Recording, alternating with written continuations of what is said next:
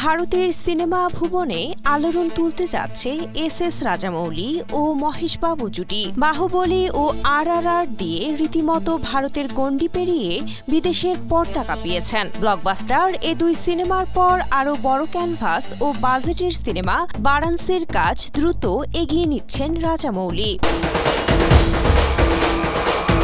বরফের মহাদেশ অ্যান্টার্কটিকায় মরুভূমির তপ্ত বালু কিংবা আফ্রিকার গভীর অরণ্যের পর এবার পরিচালক ধারণ করবেন গভীর সমুদ্রের দৃশ্য। জানা গেছে সিনেমাটির গভীর পানির নিচের কিছু দৃশ্যের শুটিং হচ্ছে হায়দ্রাবাদ ফিল্ম সিটিতে। এ দৃশ্য ধারণ নিয়েই দেখা দিয়েছে বিপত্তি। দৃশ্যটির জন্য প্রায় 15 লাখ লিটার পানির দরকার পড়বে। এজন্য আবেদন করা হয় কর্তৃপক্ষ বরাবর। তবে এই আবেদন খারিজ হয়ে যায় শহরে গ্রীষ্মের সময় পানির চাহিদা বেড়ে যাওয়ায়। আবেদনটি প্রত্যাখ্যান হওয়ায় বিপাকে আছেন রাজামৌলি। নিখুঁত দৃশ্য ধারণে বড় পুকুর ভরাটের জন্য নির্মাতারা অন্য জায়গা থেকে পানি সংগ্রহের চেষ্টা করছেন। পানি পাওয়া গেলে পুরো মে মাস জুড়ে পানির গভীরের শুটিংটি চলবে।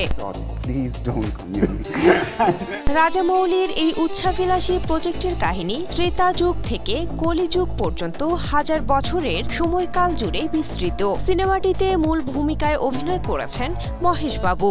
অন্যদিকে দেশি গার্ল খ্যাত প্রিয়াঙ্কা চোপড়া 10 বছর পর এই সিনেমার মাধ্যমে বলিউডে ফিরছেন। খল চরিত্রে রয়েছেন পৃথ্বীরাজ সুকুমারন। সিনেমাটি 2027 সালের এপ্রিল মাসে প্রেক্ষাগৃহে মুক্তি পাবে।